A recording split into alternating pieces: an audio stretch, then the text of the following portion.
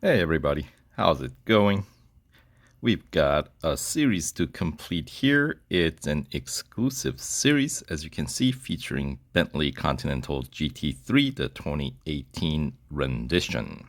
All right, so of course, if you haven't checked out the very first video regarding the overview of this series, you can check out that video.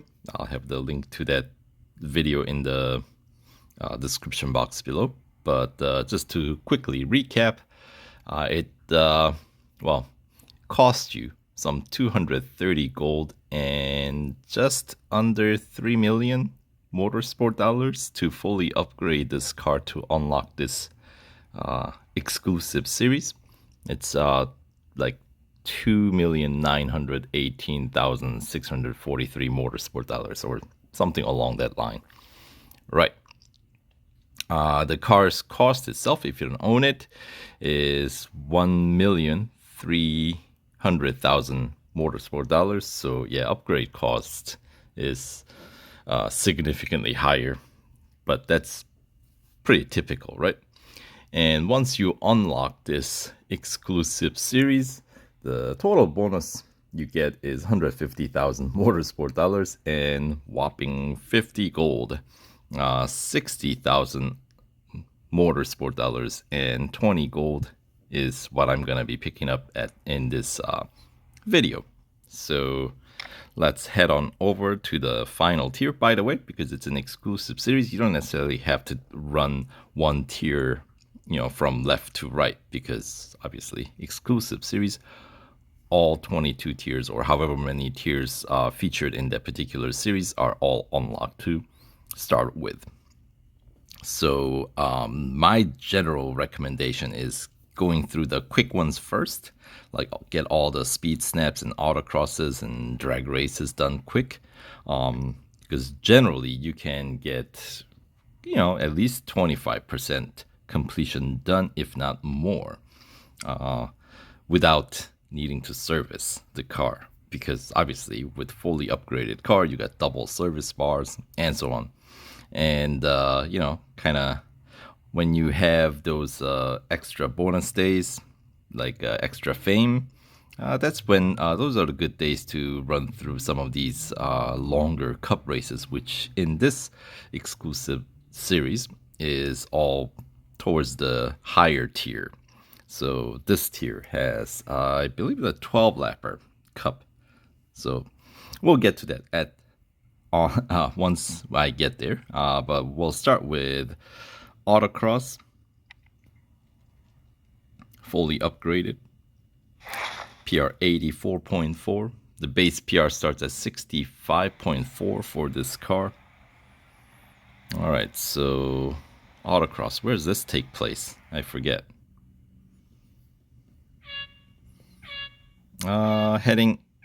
Starting at the sort of a foothill, right? Yeah. Right into the S's.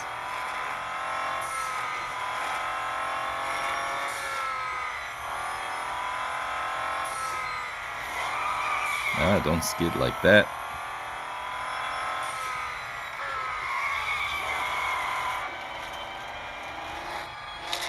But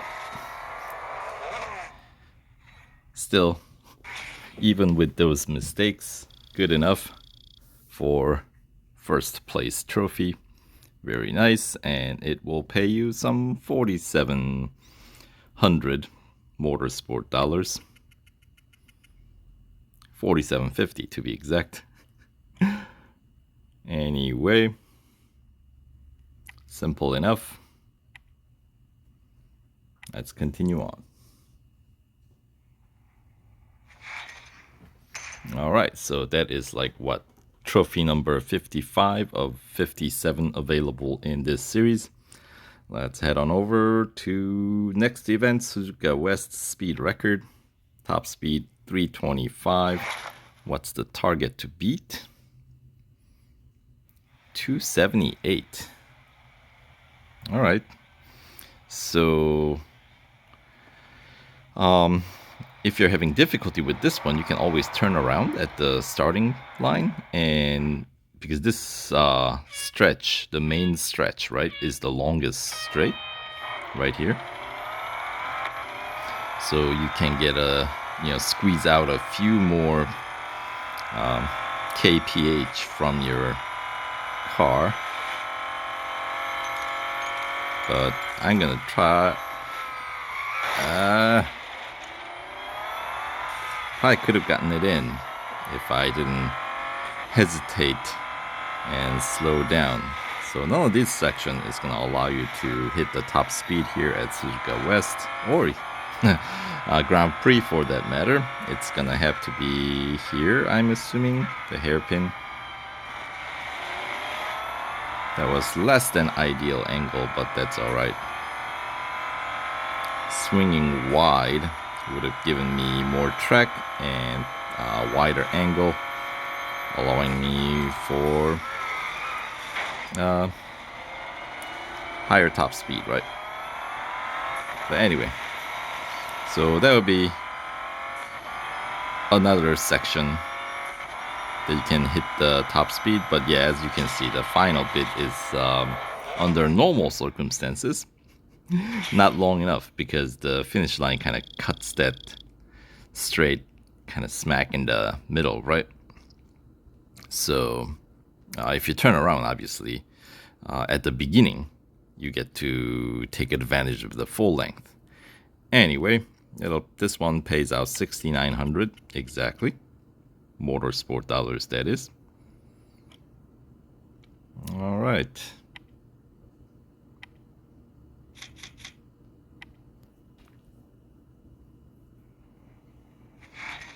Let's see. So that is trophy number 56.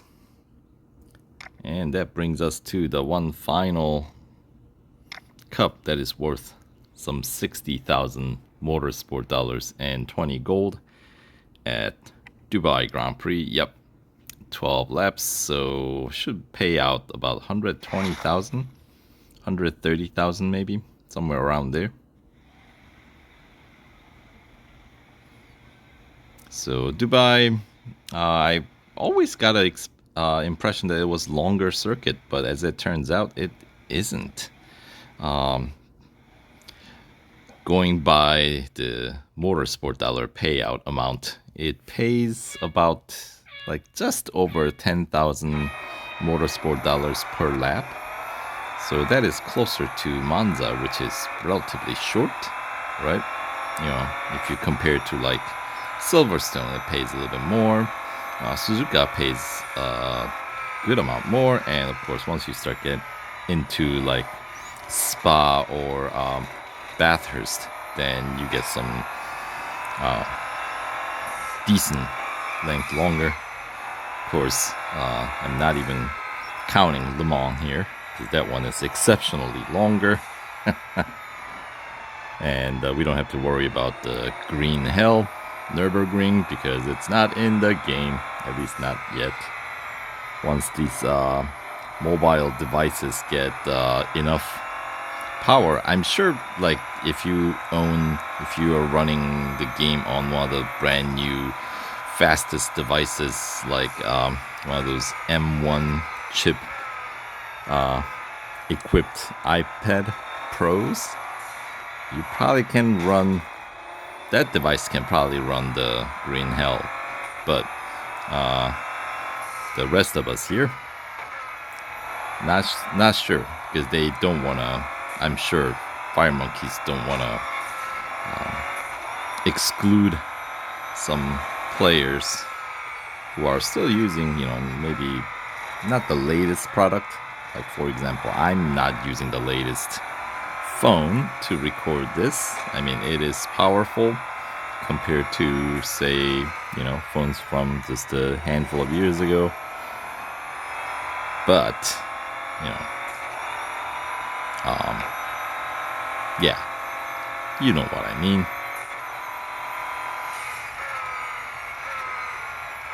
Anyway,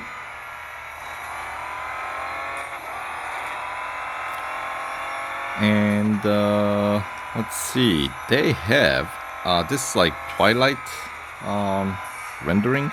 used to be the only rendering available for Dubai Grand Prix, and I feel like it's a recent addition where they added like daytime setting for this very circuit, Dubai Grand Prix.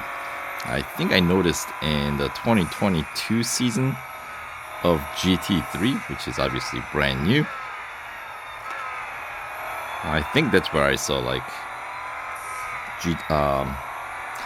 Dubai Grand Prix Cup during like not twilight setting, which is quite dramatic, and there really isn't any like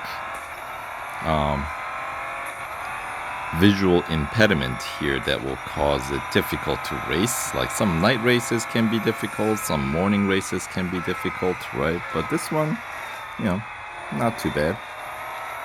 So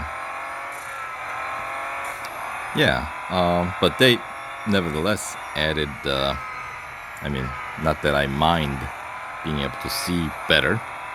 Being able to see better is always good. And variety is also very good. So, but yeah, that's one of those nice, pleasant surprise. They've been adding a lot more different time of day setting for a lot of circuits without necessarily, I feel like, mentioning, you know, announcing it.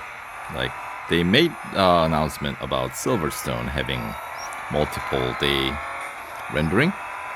And let's see.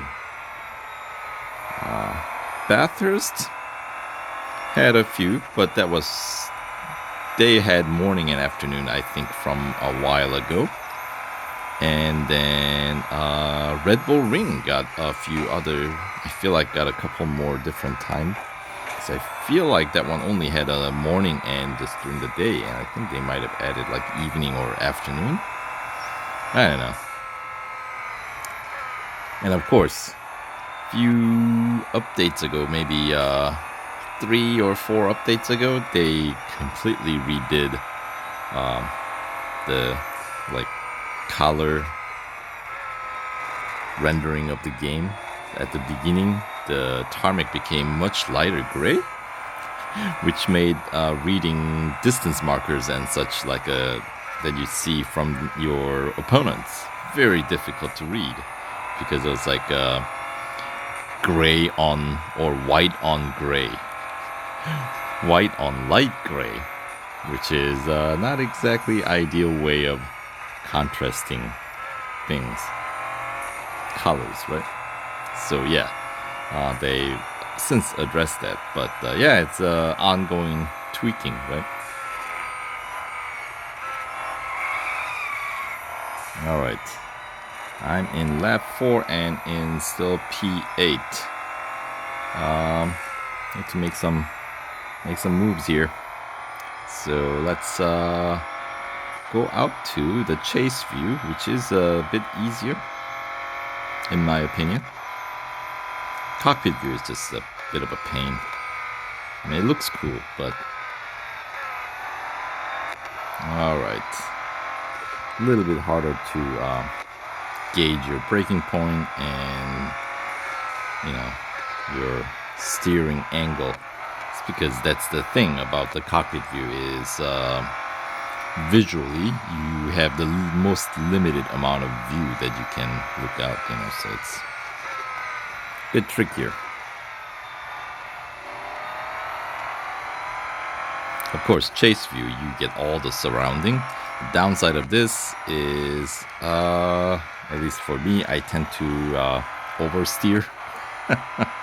And then what else? Oh yeah, you don't always see where you're going, like right in front, right? Because it's obscured by the rear end of the car that you were looking at here.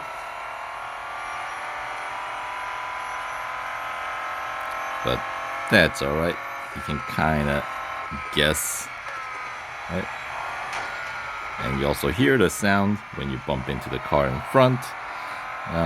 Although I don't always play with the game sound on, you know.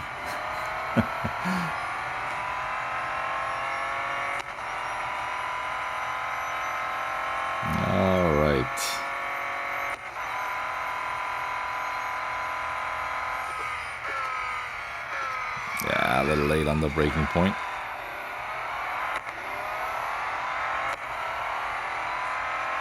Can take that corner flat out though, it seems like.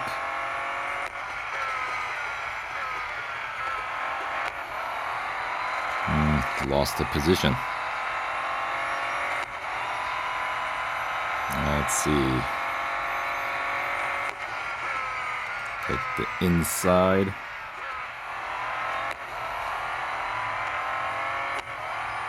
And P5. Who could that be?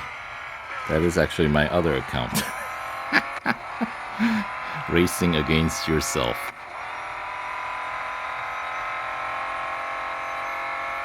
Let's see. Right there for braking. I think that's a pretty decent braking point. So obviously I'm seeing non-flag bots here, which makes it a little bit more challenging, or it can be more challenging.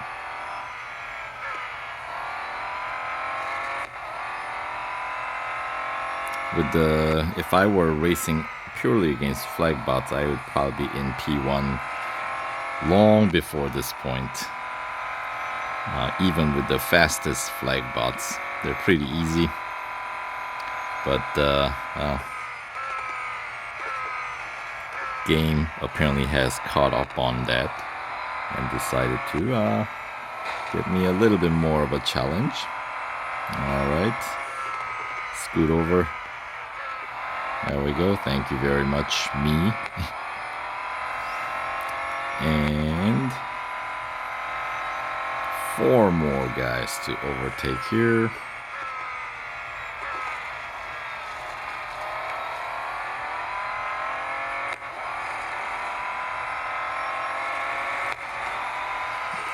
Alright. Slight contact, but nothing too severe. Of course, you can always check your windshield condition. If you got cracks, you know you got some damages. And depending on the severity of the cracks, you can kind of assess the severity of the damage that your car has suffered. Right now, I see none, so that's good. And for the most part, I've been racing fairly clean here, so trying to I intend to keep it that way, but we'll see if that happens. But now, considering that these are all TSM bots that I'm racing against for the most part, was there any flag bots? Maybe at the very beginning of the tail end of the grid we had some flag bots. I don't remember, honestly. I wasn't paying attention.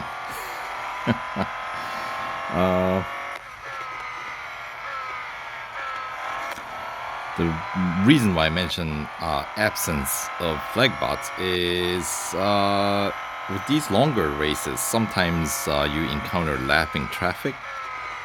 Right? So when the AI encounters lapping traffic, it gets really dumb. It does not know what to do. Gets traffic jammed. So sometimes that can work in your favor if you're finding yourself far behind, and all of a sudden you're like, oh, I'm able to catch up to all these bots. What happened? And lo and behold, they're usually stuck in traffic.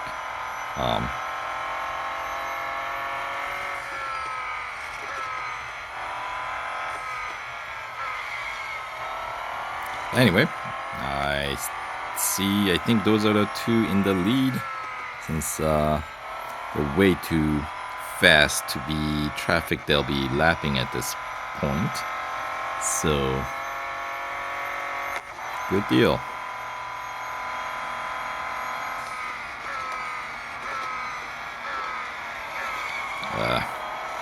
Once again, a little late on braking. But we got, what, 3 more laps, 4 more laps? Yeah, 4 more laps. Lap 9, 10, 11, and 12. So that's plenty of this plenty of race still remain to overtake just the two opponents.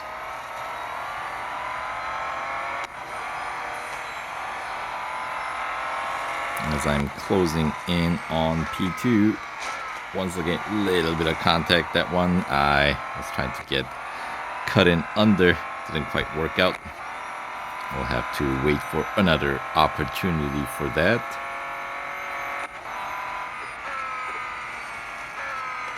Maybe here. I got a nice break. And yes.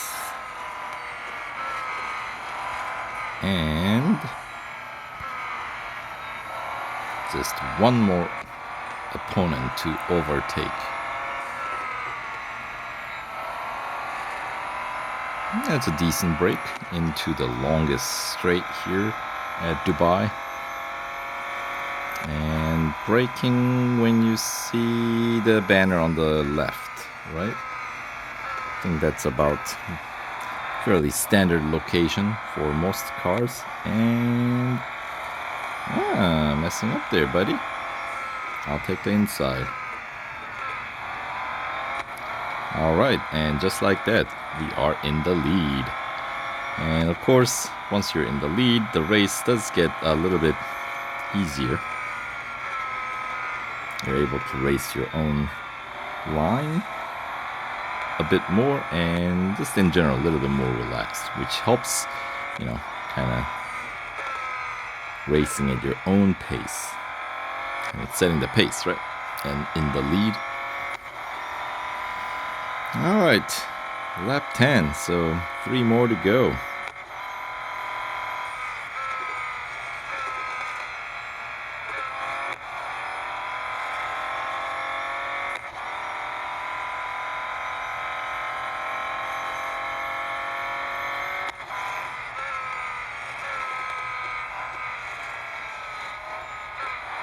There we go.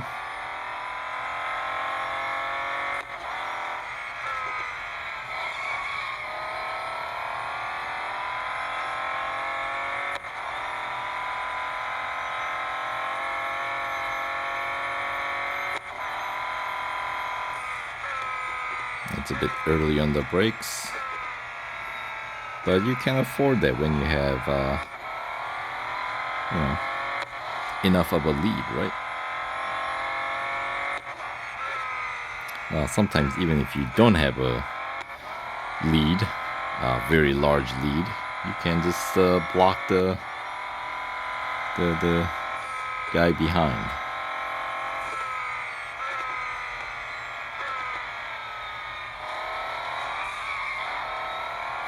But anyway, for the most part, staying on track, avoiding crashes, certainly not causing, you know, very intentional crashes like pitting somebody, because sometimes that's fun, but this one I figure I'll try to make it a bit more clean, or cleaner, I guess.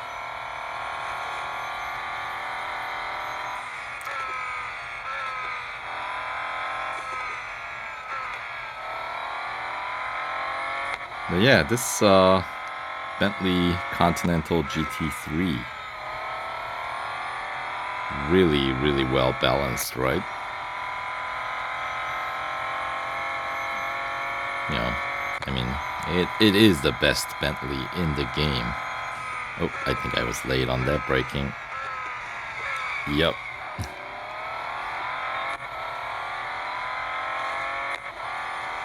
Whoa. Pay attention. And that's the other thing about not overtaking early in the race. Level of concentration towards the later part in these longer races becomes a factor. So towards later on, it is harder to, you know, stay consistent. Easy to lose focus, at least for me. And of course, It's not the best reflection, since once you're in the lead, in a way, it's almost easier to lose focus, because you know you got it. So you feel like you're, not racing for anything at that point. So in that case, trying to run these remainder of the race like you're doing time trial. It's a way to approach it. Although that obviously will disqualify you for time trial run. But kind of testing the limits, right? Like how far, how deep can you push these braking points?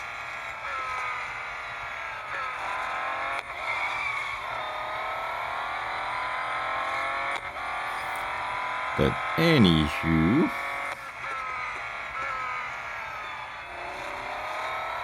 there we go. Wrapping up just a couple of more corners here in this final lap of the final race here in Bentley Continental GT3 exclusive series. Time to bring it on home. Here we go.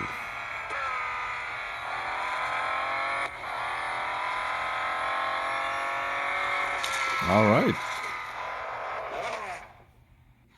18 minutes and 50 seconds. Yep.